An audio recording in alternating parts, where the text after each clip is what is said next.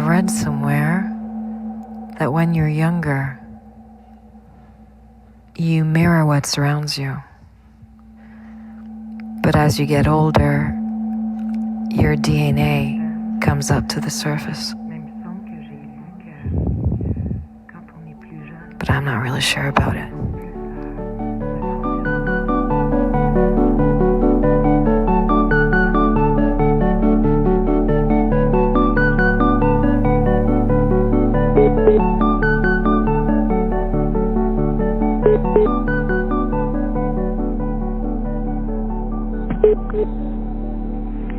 Allô? Allô? Allô, maman? Allô, Soleil? Allô? Tu te souviens, il y a plusieurs années, quand on avait fait la demande pour retrouver ton dossier médical là, aux archives de l'hôpital général, puis qu'ils ne l'avaient pas trouvé? Oui. Bon. Ben là, je pensais refaire une demande. Je sais vraiment pas si ça va avoir des chances de ce côté-là, mon amour. Pourquoi? Ben parce que on nous a tellement dit que ça allait être anonyme et secret professionnel. Oui, mais maman, Anonymous. Something that someone did without wanting their name attached. Est-ce que tu te souviens du nom du médecin qui t'a inséminé, toi? Mais oui, je te l'ai donné. Je m'en souviens pas. Je t'ai dit, veux-tu savoir le nom du médecin? Veux-tu savoir l'heure? Veux-tu, tu sais... Ah, mon Dieu, maman, mais je veux tout ça. Mais mon Dieu, je vais aller rechercher mon agenda. Ah, je suis désolée. Fait que tu vas aller chercher ton agenda de 82. Oui. OK. Ça presse? Est-ce que ça presse? Ben, écoute, si tu as le goût d'aller chercher là, c'est super. Bon, je vais y aller, Laurence, je te rappelle. Je sens que c'est pressant.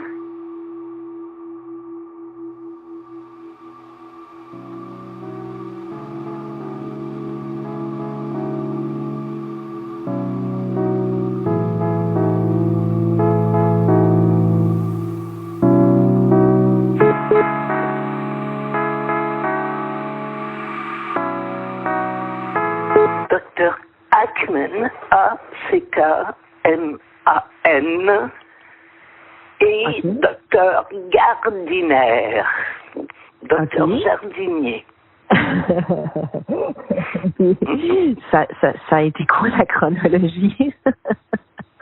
Je sais que c'est le docteur Stowe qui m'a envoyé là. J'ai dû avoir un appel, j'imagine, de l'hôpital. Pour rencontrer un médecin. Je suis allée le rencontrer avec François. François is my father, my one and only. He's the one who raised me, loved me with all his heart. But we don't have a biological connection. However, that will never diminish the role that he played in my life. He is and always will be my dad. But when I learned that another man had been involved in my creation, I realized that an important part of me was a complete mystery. Avec la lettre de Dr. Suto, ça a accéléré les choses. Et puis là, ben, ils nous ont demandé qu'est-ce qu'on souhaiterait comme couleur de yeux, couleur de cheveux. Alors, ils t'ont demandé ça? Oui. OK. Cool. Oui. Mais là, j'ai dit, écoutez, vous nous voyez, là.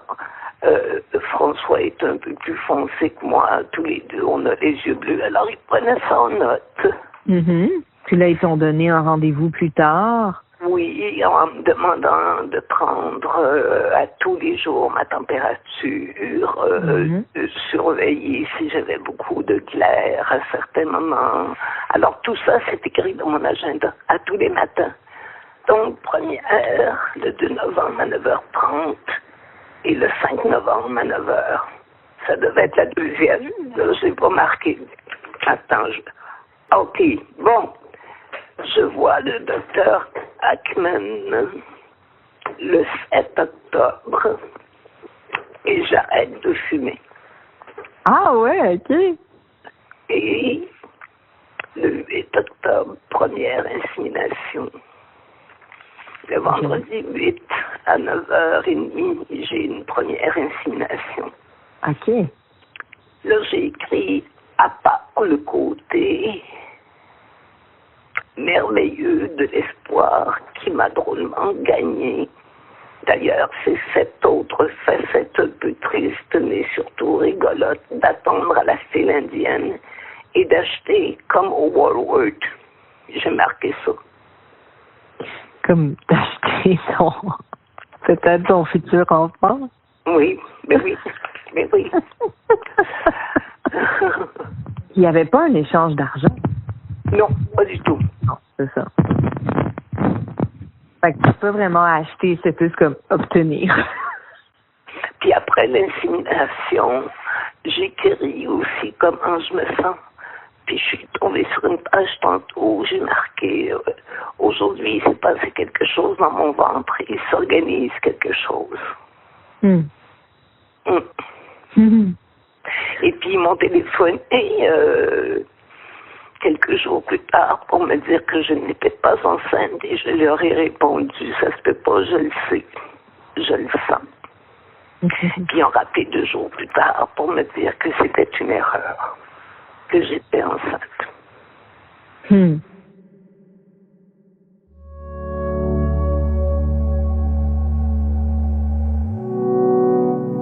I learned that my mother had undergone artificial insemination when I was 11 years old. The effect it had was to make me feel like a part of my world was falling apart. When the facts surrounding your conception change drastically overnight, 2 things can happen.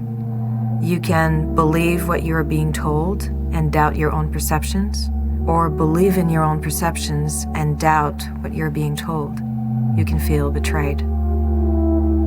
But for me, aside from the shock, what was even more challenging was that I didn't have the information to reconstruct another reality for myself.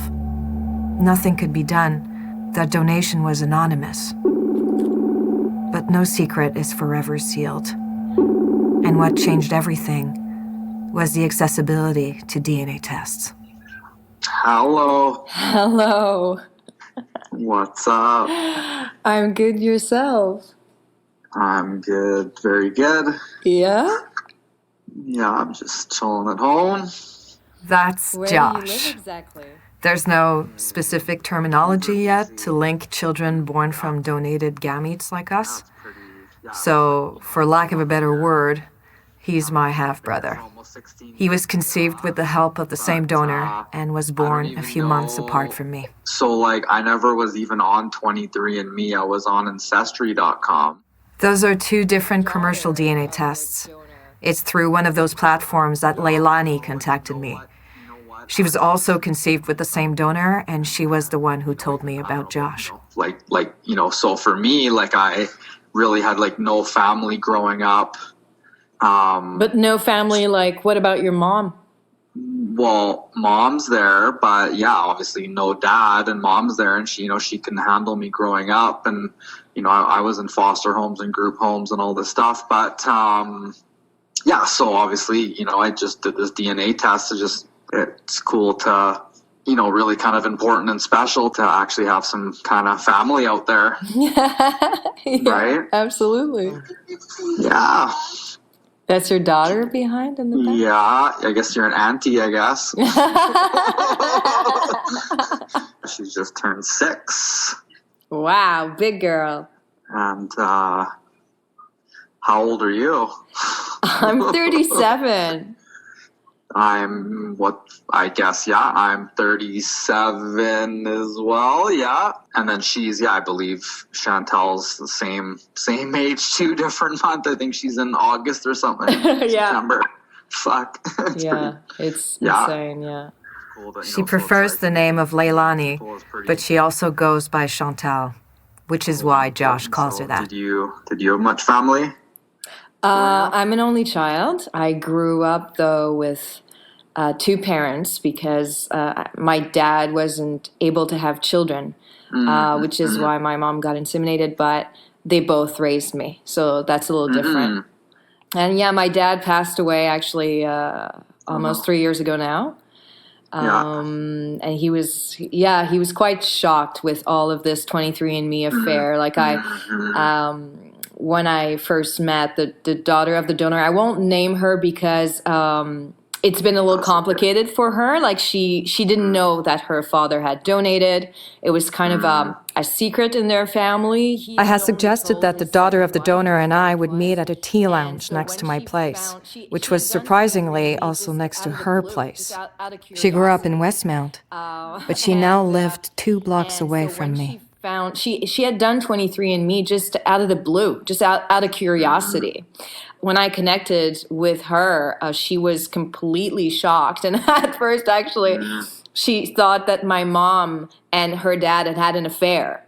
Oh, my God. Because I also have the same name as him, the same first name. So she thought that my mom had named me that way in his honor. So, crazy. Yeah. But it was just crazy coincidence. Yeah, exactly.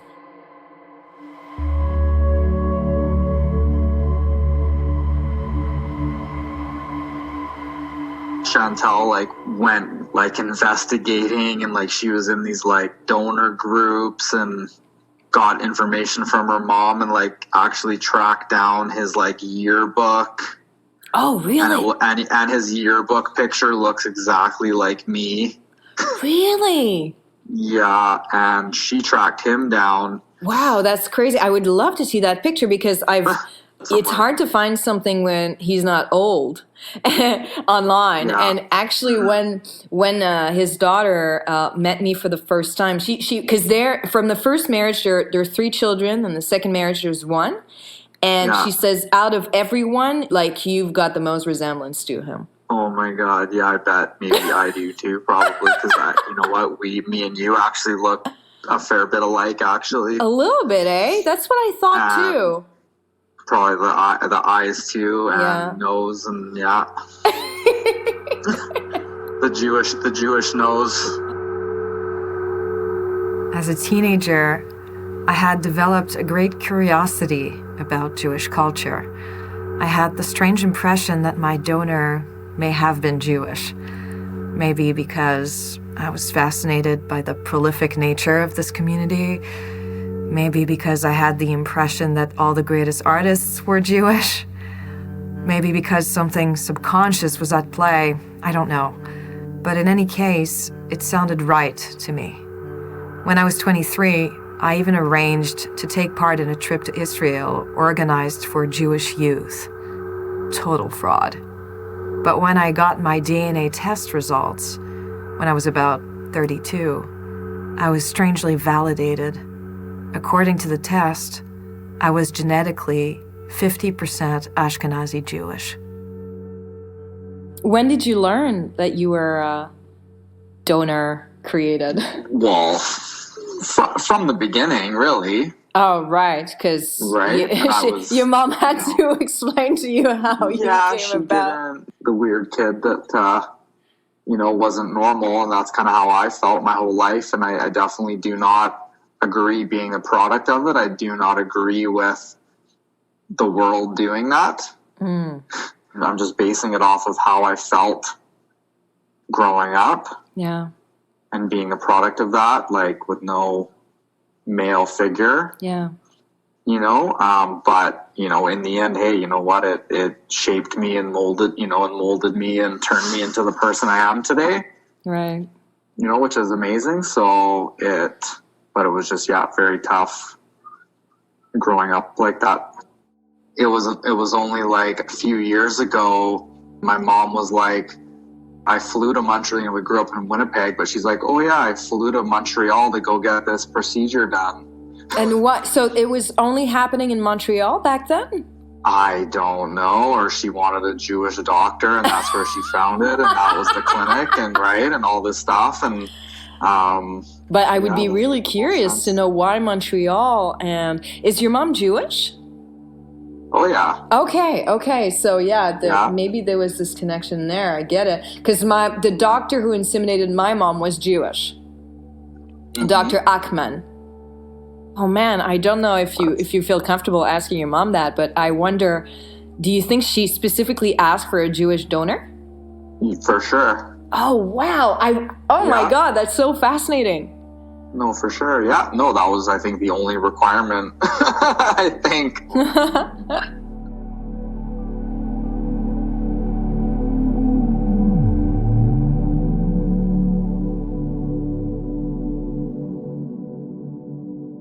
Moi, je suis en fait née de procréation assistée. Ma mère a été inséminée artificiellement en 82. Je suis née en 83. Elle a reçu un don de sperme d'un donneur, évidemment anonyme. Et je l'ai appris à l'âge de 11 ans. Mon père n'était même pas capable d'en parler. Il regardait ses mains comme ça sur la table de la cuisine. Puis ma mère me l'a appris. Puis je pense que soudainement, j'ai senti « Oh, mon père a peur. Il a peur que je le rejette. » Fait que j'ai voulu le rassurer. Je l'ai pris dans mes bras. J'ai dit « Je t'aime, papa. » Puis je suis retournée regarder la télé. Puis ça a été pas mal ça. Puis des années plus tard, ben là, j'ai commencé à me poser quand même des questions sur ce que ça voulait dire. Puis je suis même allée consulter une psychologue à genre 12-13 ans. Puis on en a parlé. Mais c'est drôle parce que, en fait, c'est toujours les autres qui m'ont fait réaliser que c'était pas banal. Parce que moi, je banalisais énormément, probablement, pour protéger mon père. Puis je me rends compte que c'est très commun. En fait, dans un contexte où les enfants naissent dans des familles hétéroparentales, évidemment, le don de gamètes, que ce soit un don d'ovule pour la mère ou un don de sperme pour le père, effectivement, ça crée un peu ce genre de relation-là, d'autant plus que les personnes de ta génération, leurs parents, dans les années 80, on disait, grosso modo, ben dites-le pas. Et en le disant pas, votre enfant va grandir, va s'attacher, par exemple, à son père. Et ça causera rien. De toute façon, l'enfant s'en rendra jamais compte. Or, un secret, c'est pas étanche. Les recherches ont démontré que les mères vivent pas très bien avec ça, en fait. I'm talking to Isabel Côté, who's a professor in the Department of Social Work at the Université du Québec in Outaouais. Her research focuses mainly on families that are created with the contribution of a third person. And when speaking to people born through the use of a donor, I realized that many of them, when they were younger, felt that they were different. And I wonder if this is a fabrication of the mind or if it was based on something real. Je me pose la question, parce que moi, enfant, j'ai très rapidement été intéressée par le non familier.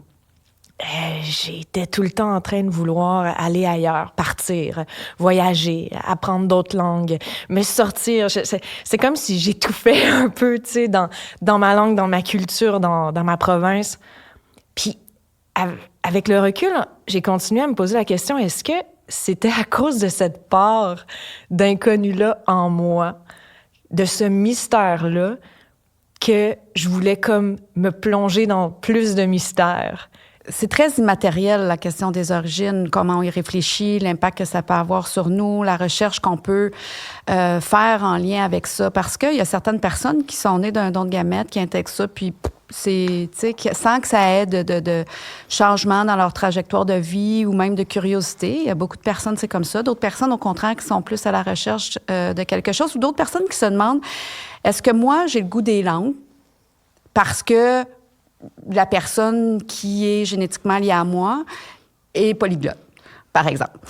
Mais ça, on le sait pas vraiment. Donc, on sait pas qu'est-ce qui est la part de ce que tes parents t'ont transmis dans la découverte ou dans le désir d'aller vers les autres, ou peut-être même dans la différence qui t'a amené à vouloir te dépasser, par exemple. Qu'est-ce qui appartient à ça? De qu'est-ce qui aurait appartenu ou qu'est-ce qui pourrait appartenir à des fragments d'ADN, par exemple? Ça, on peut pas répondre à ces questions-là, on le sait pas.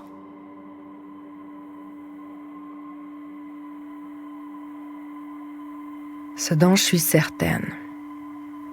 Je suis née le 18 juillet 1983 à l'hôpital Notre-Dame.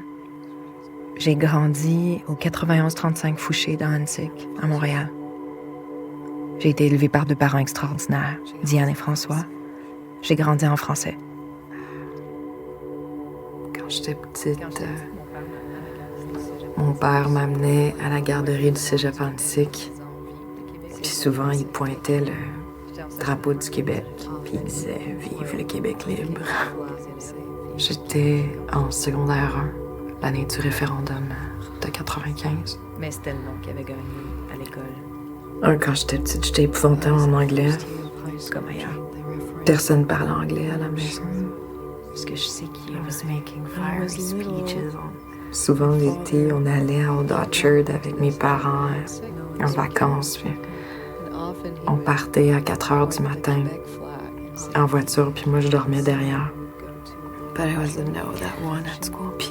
je me réveillais systématiquement quand on arrivait aux douanes juste pour rire de l'anglais de mes parents.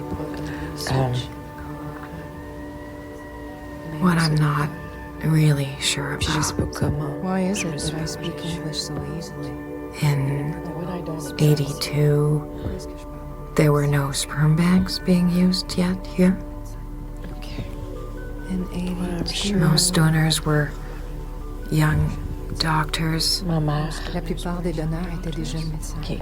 Mine was probably a young doctor, Probablement un jeune médecin. but I couldn't know for sure. Exactement certain. Je pouvais pas en être sûre. Dr. Ackman was probably a good friend of my donor, but I couldn't know for sure. Il s'est fait inséminer. Who could he be? Who could he be?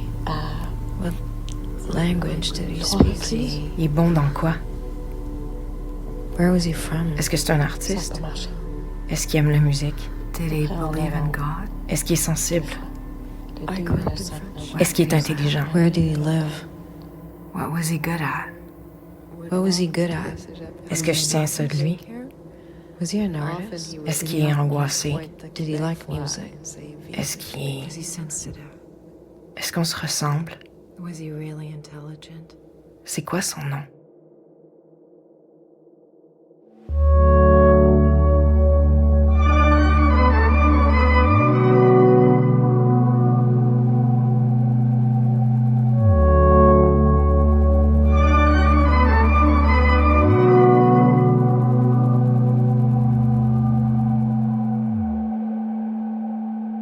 Okay, so I grew up in Montreal. I grew up in Ahounsek, and I found out at 11 that I was born from, I was conceived through artificial insemination through basically a donor, and because my father couldn't have children. I'm speaking to Rabbi Scheier from the congregation Shah Hashomaim in Westmount. And, I think that as most people who were conceived this way, there's a great mystery, a great curiosity on who might be the donor. And for some reason, throughout these years, I had a form of intuition that my donor was Jewish. and actually, when I did a DNA test a few years ago, I found out that I was 50% Ashkenazi. And so there was a great sense of validation that came from that. And before then and since then, I've been just having such a curiosity for the Jewish culture and the Jewish faith. And I felt like I would like to speak to you about certain things. I mean, I know that Judaism traditionally is transmitted by the mother. I'd like to hear you on that. Yeah, absolutely. In Judaism, there are two aspects of identity which are transmitted by each parent. The core religious identity is transmitted by the mother, and the tribal identity that's transmitted and that's determined by the father. And also, I want to say that there are many different types of Judaism. There are many different ways to observe Judaism. So basically, if Judaism is transmitted by the mother, in your view, and the core religious Judaism and the tribal aspect by the father, what does that make me? That makes you, and also I'll say that Judaism does not, Jewish identity is not made or broken by DNA. So if a Jewish person, for example, would get DNA results that has 0% Jewish, that doesn't mean they're not Jewish. And if somebody who's not Jewish would come to us with 100% Jewish, if that's even possible, we would say, no, that doesn't determine status, DNA. It would really have to be through documentation. It would have to be through either, a birth record that you were born to a Jewish mother, or a conversion document that you converted to Judaism. Those are really the two ways. So it's really something that is being experienced in a community, as part of a community, which was one of my very great surprises when I did my DNA test, is to see that I was 50% Ashkenazi and I was 13% French. Right. So, which showed that people didn't mix at all. They all remained together as part of a great community. So I'd like to hear you on that a little bit. Absolutely. Look, community, and because we're talking about conversion, one of the requirements that I have for conversion candidates is that they live within a Jewish community. Part of the Jewish experience is coming at least once a week to synagogue on Saturday mornings and experiencing community in the most vast way, and interacting with people and networking with people and getting support from people. And it's people who, if you live a different way than the way of society, you need support for that. And that can be challenging because you want to be a part of society. So having community of like-minded people, of people who are sharing the same values and the same ethics to support each other is an extraordinarily important part of the human experience.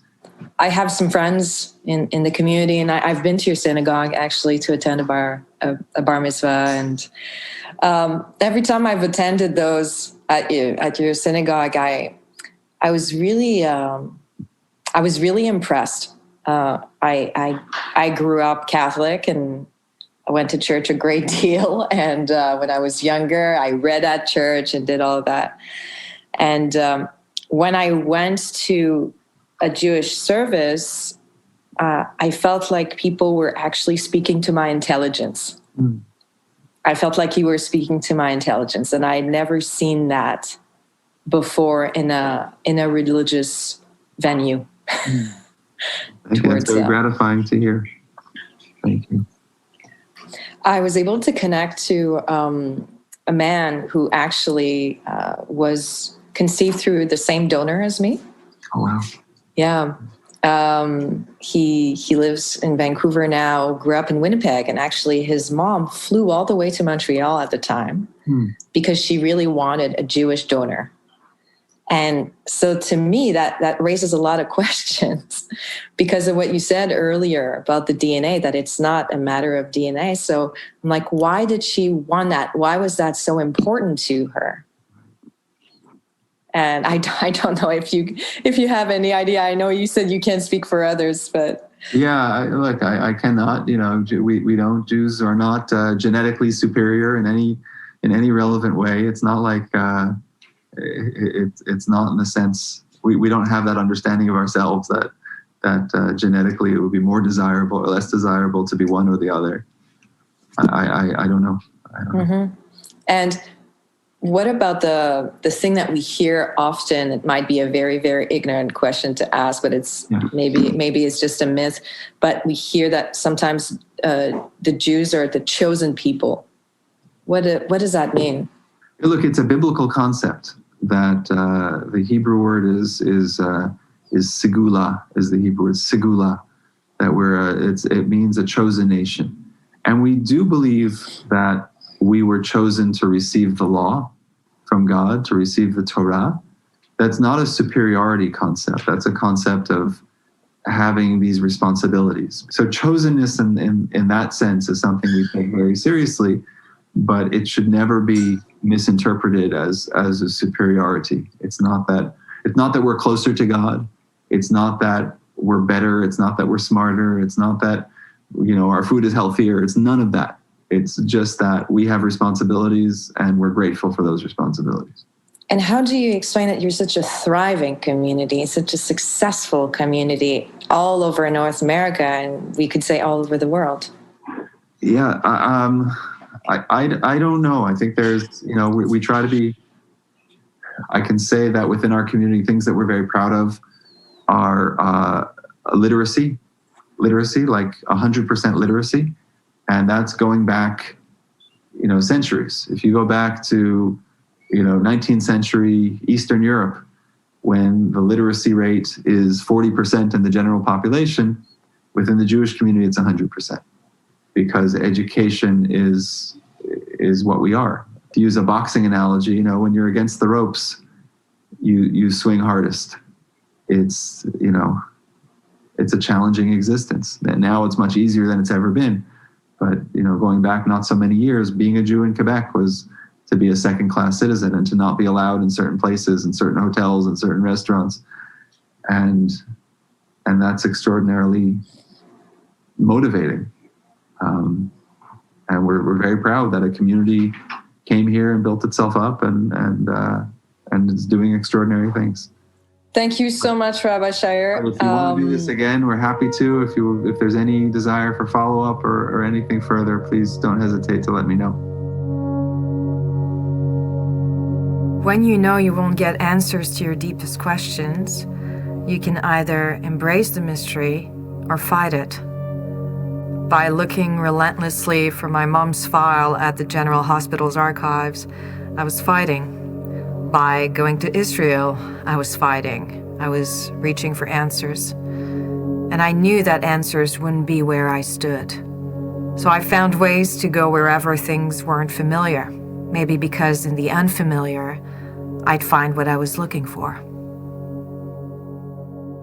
Le gars qui est donc né du même donneur, lui, il vient de Winnipeg. Et Josh, lui, en fait, est en grande rébellion par rapport à sa création. Lui, il dit, moi, je pense que ça devrait pas être permis. Mais j'ai l'impression que ça, c'est souvent, quand ça va mal pour toi, tu projettes tous les mots sur ta création. Est-ce que c'est possible? C'est pas la seule personne qui pense comme ça. Il y a un courant quand même assez fort en Angleterre là, qui est porté par une chercheure qui elle-même est issue d'un don de gamètes et qui dit c'est non éthique de faire des enfants de cette façon-là. Ça devrait tout simplement pas être permis. Alors, il y a beaucoup d'opposition à l'idée, par exemple, d'avoir des donneurs qui puissent être anonymes, comme c'est le cas pour les donneurs canadiens. Il y a très peu de donneurs maintenant au Canada, mais si on prend un donneur canadien, forcément, il va être anonyme. Et puis ça, c'est plutôt contesté. Mais cela dit, la majorité des personnes qui sont issues d'un don de gamètes, vont bien, puis vivent bien avec la situation, ont intégré ça. Pour certaines personnes, c'est vraiment... c'est intéressant, c'est une plus-value dans leur façon d'être ou dans leur identité, d'avoir un peu cet élément-là. Donc, je pense que c'est surtout relié à la façon dont les parents ont pu transmettre ce récit-là et ont pu normaliser le vécu des enfants. L'idée, c'est l'absence de mots pour expliquer son vécu qui est plus problématique. Alors, à partir du moment où tu as des mots et que tu peux explorer suite à ça, évidemment, ça ouvre des portes. Moi, au primaire, je suis allée à l'école de quartier en première année. Puis là, mon prof a dit à mes parents assez rapidement, il faut la sortir d'ici. Elle s'ennuie, tu sais, elle a fini avant tout le monde. Puis ça n'a pas de sens. Mais moi, je savais pas, je pensais que c'était ça l'école, attendre. Tu sais, fait que... ma mère a fini, elle voulait pas parce qu'elle avait peur que si elle me sortait puis qu'elle m'envoyait dans une école spécialisée, je devienne un peu snob puis tête enflée. Fait qu'elle a beaucoup résisté. Mais finalement, elle m'a sortie de là puis j'étais allée dans une école de douance. Puis tu sais, ça, c'est pas chez mes parents. Alors, c'est sûr que cette affaire-là, ça m'a beaucoup amenée à me questionner sur mon donneur. Et quand donc, après avoir rencontré par le test ADN une de ses filles, j'ai été contactée par une autre femme qui est née de dons de gamètes comme moi, du même donneur, qui m'a rencontrée sur 23andMe. Et elle m'a appris il y a 2 semaines qu'elle est Asperger. Et elle a été diagnostiquée très tard dans sa vie. Et je capotais quand elle m'a dit ça, tu sais. Puis donc, je peux comprendre pourquoi elle, c'était d'autant plus important d'essayer de comprendre, parce que ça vient pas du tout du côté de sa mère. Et puis, tu sais, je lui ai écrit il y a quelques jours, est-ce que ton Asperger est venu avec de la douance, tu sais? Puis elle dit, plus jeune, oui, un médecin m'avait dit que j'étais surdouée, puis... J'y avais dit merci, puis il avait dit non, remercie-moi pas trop vite, ça peut être très, très, très douloureux, en fait. La douance, c'est peut-être un plus comme un curse. Mm-hmm. Puis, elle dit, je pense qu'elle avait raison, tu sais, mais elle vit avec de l'Asperger, donc son niveau de stress, d'hypersensibilité est vraiment, vraiment, vraiment beaucoup plus grand. Puis, elle m'écrit, j'ai l'impression que t'as pigé le bon numéro, tu sais, dans tes gènes. In 1982, donors didn't take health tests. Today they do, but most of the information is collected through questionnaires filled by the donors themselves. It's not really accurate, mostly when it comes to mental health issues, but anyway, there is nothing today that allows us to be sure that someone isn't carrying a gene that could lead to a mental health problem. Ce que je trouve vraiment particulier par rapport au fait que, en fait, je suis génétiquement à 50% juive ashkénaze, c'est que c'est une communauté tellement tissée serrée. À travers les siècles, ils n'ont fait que des bébés entre eux.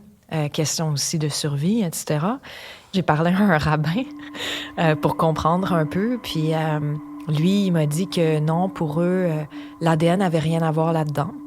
Que, en fait, ce qui faisait de toi un juif, c'est si tu nais dans une famille juive et que tu es élevé par des parents juifs. Donc, c'est vraiment le rapport à la culture, que le cœur religieux était transmis par la mère, le rapport à la tribu était transmis par le père.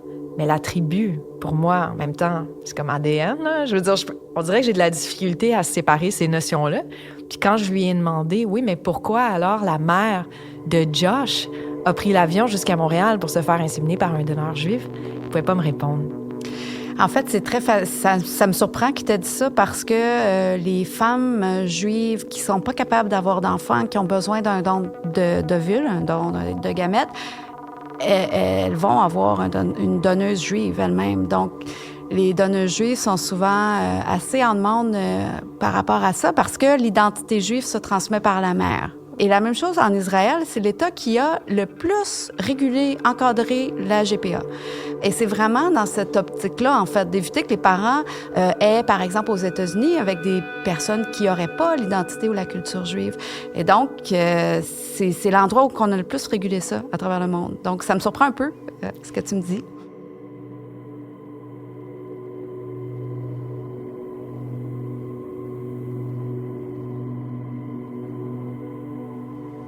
I rarely go to Westmount. When I go, it's because I'm going somewhere else and I'm passing through because it's really beautiful. And every time, I end up asking myself, which one of the houses is his? And I realize, looking at the big houses, how unlikely Jewish Anglophone doctor from Westmount would meet a Francophone artist, working class woman from Villeray and make a baby. And I think it's cool.